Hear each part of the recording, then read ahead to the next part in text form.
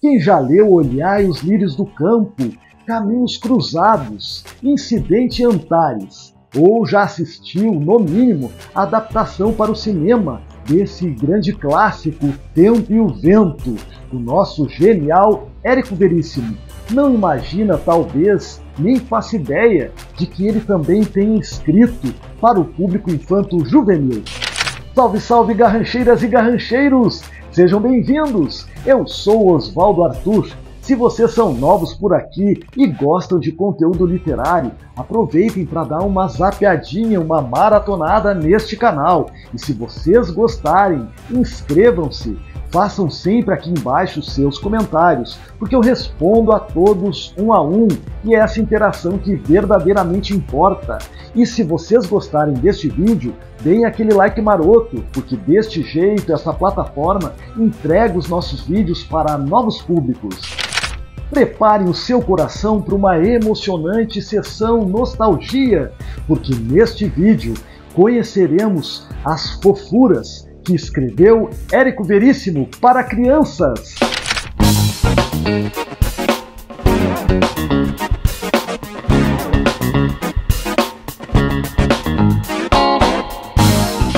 Na década de 1930, Érico Veríssimo já tinha estreado na literatura, primeiramente com um livro de contos chamado Fantoches, que lhe foi um retumbante fracasso. Pouquinho depois ele lança uma novela, romance, de nome Clarissa, que inclusive deu a ele inspiração para batizar a sua primogênita. E na segunda metade dessa década, mais especificamente em 1936, Érico passou a colocar em prática um plano que era o de formar novos leitores, jovens leitores, e com isso ele escreveu A Vida de Joana d'Arc. Eu tenho aqui esta edição que saía pela Companhia das Letras, porque já faz um tempo que a editora não faz reimpressões. Eu li numa outra edição quando eu tinha por volta de 14, 15 anos, e eu me encantei.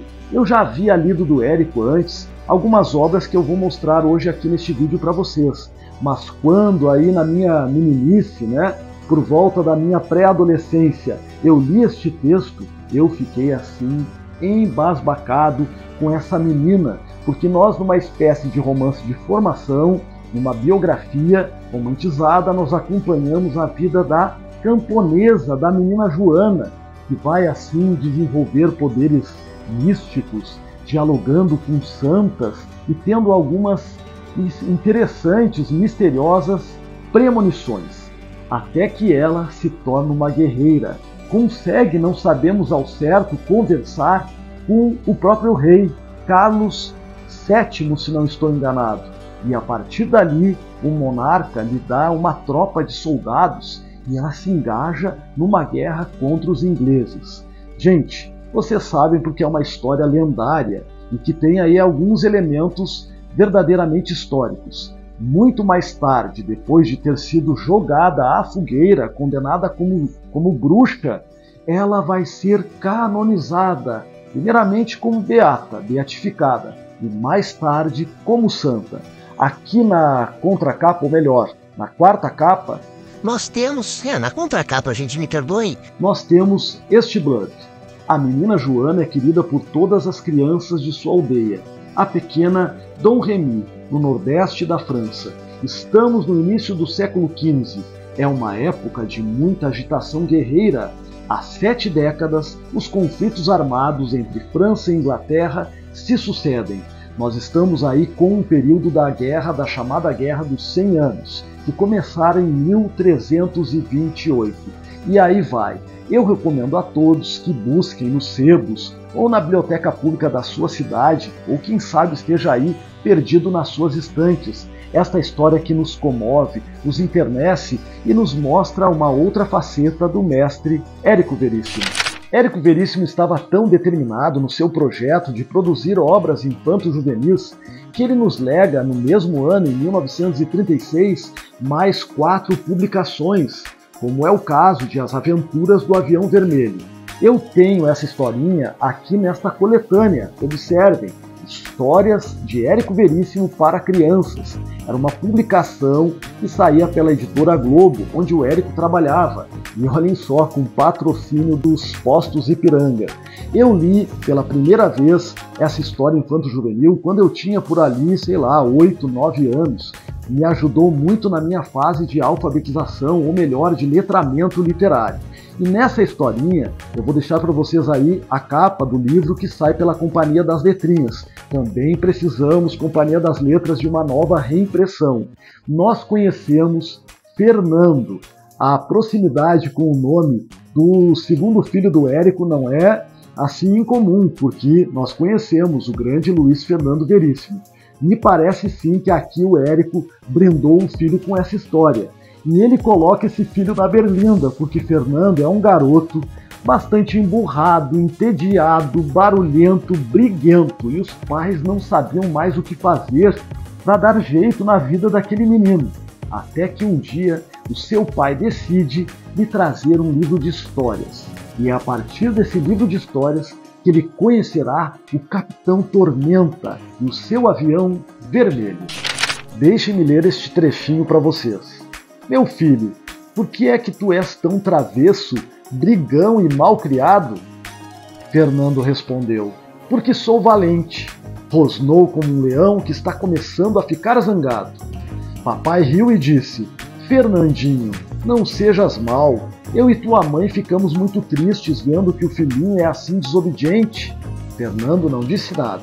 Fungou, olhou para o pai com o rabo dos olhos e começou a cantar uma cantiga que nem ele mesmo sabia o que era.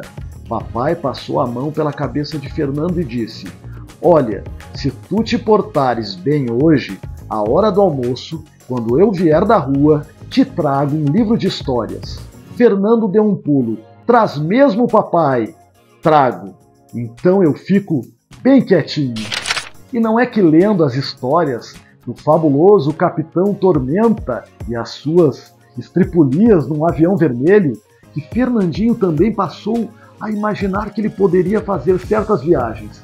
E aí ele vai pegar um boneco de nome Chocolate, o seu ursinho ruivo e um aviãozinho que ele tinha, que era vermelho, que de uma hora para outra, não vou contar para vocês, eles ficam assim reduzidos a tamanhos muito diminutos e vão viver aventuras por vários lugares do globo, entre eles o continente africano, a China, vão até o mundo da Lua, a Índia, aprontando todas. Observem que é uma história que Érico nos apresenta, um livro tratando de outro livro, e de uma maneira ou de outra será um livro muito terapêutico, porque desse jeito esse garoto vai tomar rumo na vida, vai ficar assim mais bonzinho e se tornar um grande leitor. Inspirado por Monteiro Lobato aqui no Brasil e pelo Walt Disney lá nos States, Érico Veríssimo também praticou essa coisa do reconto. É o que ele fez em Os Três Porquinhos Pobres. Esta edição ainda está à venda, vocês encontram pela Amazon, com ilustrações da gigante Eva Furnari, que é especialista nesse gênero literário que é para o público infanto-juvenil. Aqui nós conhecemos o Linguicinha, o Sabugo e o Salsicha. O melhor é o Salsicha, o Sabugo e o Linguicinha. É isso mesmo. Porquinhos que viviam numa fazenda que já penava os seus dias amargos economicamente falando. E eles passavam muita fome, até que um dia eles decidem fugir daquele espaço. Eles tinham também muito medo de virar ceia de Natal, o prato principal. E é aí que esses meninos sujinhos vão peregrinar até o bosque, onde encontrarão a Chapeuzinho Vermelho, não, a Chapeuzinho Verde, com a sua vovó, o Lobo Mau e tudo isso. Lá ficarão até abrigados, se darão muito bem, serão bem tratados. Mas vocês sabem que o Natal se aproxima, e mais uma vez nessa historinha, os nossos três porquinhos, que estavam razoavelmente ricos, ficarão pobres mais uma vez porque terão de fugir. É uma história assim que nos leva a ter contato novamente com outras histórias da carochinha, contos de fada e por aí vai. Tudo isso nesse projeto que eu já falei para vocês, do Érico de apresentar para o seu público pico-ruxo as histórias que também encantaram a sua infância. Se já não bastassem essas belezuras de personagens, Érico Veríssimo vai criar um mundo só para ela. Rosa Maria, no Castelo Encantado. Essa garotinha de quase 1 ano de vida conhecerá um velho e poderoso mágico que vai lhe apresentar um livro de contos de fadas. E ela decide querer viver as suas aventuras, as suas traquinagens numa floresta, na companhia, é claro, de alguns anõezinhos. E é lá que ela conhece, para brincar e muito, Gato de Botas com Gato de Botas, a Bela Adormecida, o Polegar, o Pequeno Polegar, entre muitos outros personagens das histórias clássicas, como já disse, dos contos de fada, como o Érico chama, das histórias da carochinha. É uma menininha que quando fala, ela fala em nenês, que é ali a linguagem, a língua dos bebês, e é uma ternura que só. Observem aí do projeto do Érico, apresentando livros para o público adulto, ler não apenas para as crianças, mas com as crianças. E atentem-se agora a essa aprontação histórica que Érico pregou em todos nós, porque ele, ainda no ano de 1936, assinando como Nanquinote, uma espécie de grilo falante, escreve uma cartilha, um abecedário, Meu ABC. Esse livro, como não tinha assinatura de Érico Veríssimo, ficou assim durante muito tempo desaparecido, até que uma professora, no seu doutorado... Essa professora é de nome, deixem-me colar aqui. Cristina Maria Rosa, da Federal de Pelotas, investigando, indo atrás porque tinha ideia da publicação da cartilha. Ela encontra numa biblioteca, na parte dos livros raros da Casa de Cultura Mário Quintana. E essa cartilha, esse exemplar antiquíssimo, lá de 1936, foi confirmado pelo filho Luiz Fernando Veríssimo, que disse lembrar que o pai teria escrito realmente aquele livro, mas que assim não sabiam muito bem o porquê, a família inteira não sabia, porque ele não havia colocado o seu nome. Interessantemente, com esse personagem, Nanquinote, ele tentou se aproximar mais do universo das crianças. Vocês devem estar aí vendo na tela a imagem que nós encontramos, não de muito boa qualidade, dessa cartilha. Ela está há muito tempo, é claro, fora de mercado. Nós torcemos para que alguma editora se interesse e a publique, pelo menos assim, para que a gente viva uma sessão nostalgia e entre em contato com essa capacidade do Érico de se preocupar com a alfabetização e também com a formação de jovens leitores. E para quem tem curiosidade, eu vou deixar aqui para vocês no box de descrição o nome, e se eu encontrar também na Amazon para vocês, da tese de doutorado da professora. Se chama Onde está meu ABC de Érico Veríssimo? Notas sobre um livro desaparecido. Esse projeto está dando o que falar. Nosso grande Érico Veríssimo. Preocupado com a formação escolar dos seus leitores e também com a ancestralidade, com a nossa ancestralidade, com as nossas raízes. Érico Veríssimo, em As Aventuras de Tibiquera, vai nos apresentar uma espécie de reportagem, longa reportagem com um fundo didático da história do Brasil, com um personagem que atravessa os tempos, o indígena Tibiquera. Aqui nesta medição velhinha nós temos estas informações. As Aventuras de Tibiquera é uma história do Brasil humanizada e colorida. Este livro é o relato das dificuldades e vitórias de uma nação jovem, representada pela figura do índio. Tornando o tempo uma abstração, Érico apresenta nesta obra uma sucessão de fatos e figuras humanas que vão do Brasil pré-cabralino até a Revolução de 1930. A narrativa clara, ágil e cheia de existência torna a nossa história, a história da pátria, extremamente interessante, ao mesmo tempo que reveladora e fiel. Embora com alguma poeirinha aqui e ali, Essas aventuras ainda são publicadas pela Companhia das Letras. Vocês estão vendo aí a capinha na tela do vídeo, mas também é uma publicação que merece novas reimpressões. Estamos aqui com este vídeo torcendo para que tenhamos novamente a possibilidade de encontrar essas novas edições aí no mercado, nas livrarias e também nos e-commerce. Em 1938, nasce para o Brasil e para o mundo o Urso com Música na Barriga. Esta medição, como eu já contei para vocês, é da Companhia das Letrinhas, com ilustrações belíssimas da Eva Furnari. Deixa eu mostrar aqui para vocês algumas. Olhem só que luxo, que belezuras!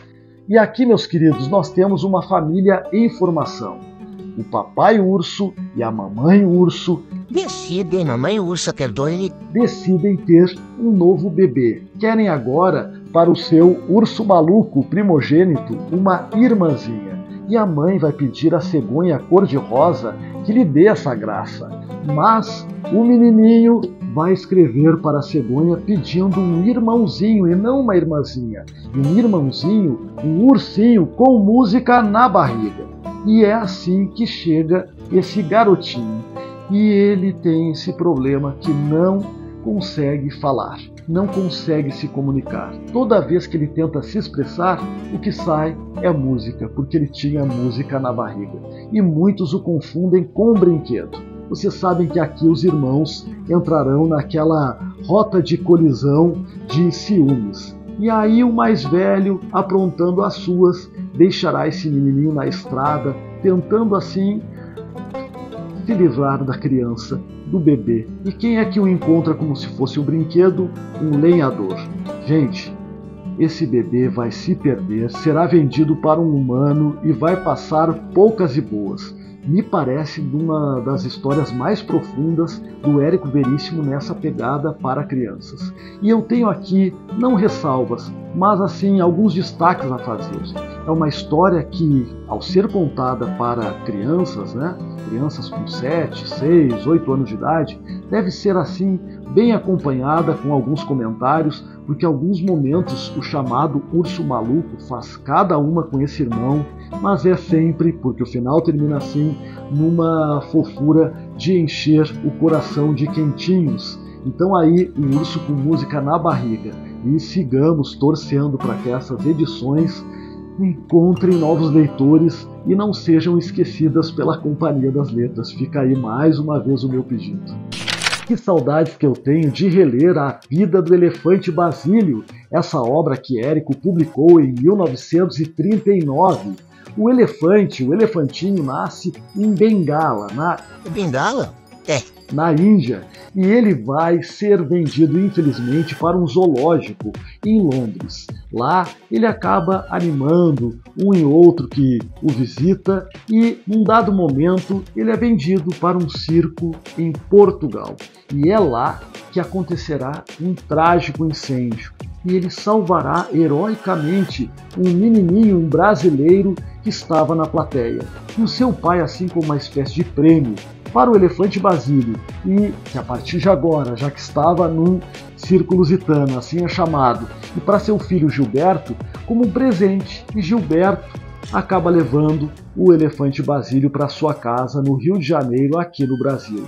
Gente, no começo ali, esse menino vai se divertir muito com esse seu novo pet, mas num dado instante o Basílio cansa daquela vida e passa a sonhar com a sua liberdade. E conta isso para o garoto, dizendo que o seu grande desejo mesmo era se transformar numa borboleta. Oh, história mais linda! Voltam à cena outra vez os três porquinhos, Sabugo, Linguicinha e Salsicha, mas como os três mosqueteiros, Athos, Porthos e Aramis, e por vezes como D'Artagnan das histórias de Alexandre Dumas, eles que fugiram da Chapeuzinho Verde, que os poria como ceia, como prato principal na ceia de Natal. Novamente pobres, lendo esse clássico da literatura de língua inglesa, se imaginarão vivendo essas suas aventuras de capa e espada. E é interessante ver isso, né? A preocupação do Érico em recuperar personagens que já tinham conquistado o público anteriormente e agora numa nova história. Isso parece tão moderno nos nossos tempos, em que temos sagas e coleções com personagens que vão assim acompanhando, ou melhor, sendo acompanhados com o passar do tempo por todo um público leitor. Temos aqui outra vez os Três Porquinhos. E nessa edição, como eu já mostrei a vocês, com ilustrações muito bonitinhas. Ainda no ano de 1939, Érico Veríssimo fecha a sua coleção de obras fantásticas para o público infanto-juvenil, para crianças, com as aventuras no mundo da higiene. É uma obra que está há muito tempo fora de catálogo.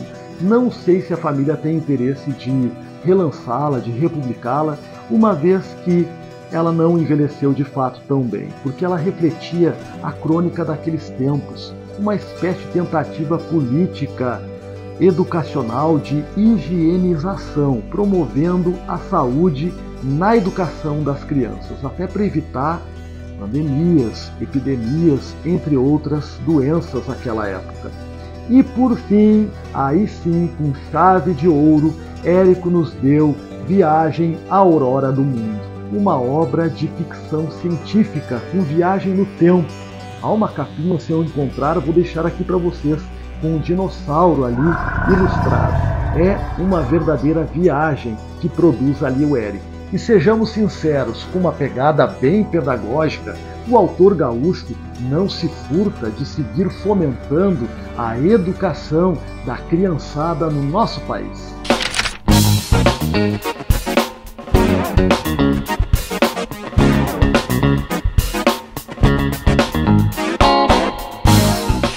Eu espero muito que vocês tenham gostado deste nosso vídeo, Érico Veríssimo, para crianças. Me contem aqui embaixo nos comentários se vocês já leram alguma ou algumas dessas obras no seu tempo de infância, na sua meninice, se ficaram com vontade de reler ou de conhecer pela primeira vez. E lembrem-se, comprando qualquer um destes livrinhos da Amazon por meio dos nossos links que vocês encontram aqui embaixo, vocês não pagam nada mais por isso e ajudam muito na manutenção, na resistência deste canal, que quer bastante chegar aos 2.000 inscritos. Compartilhem este vídeo com seus amigos que gostam desse tipo de conteúdo literário. Um beijo grande, com excelentes leituras e até a próxima. Tchau!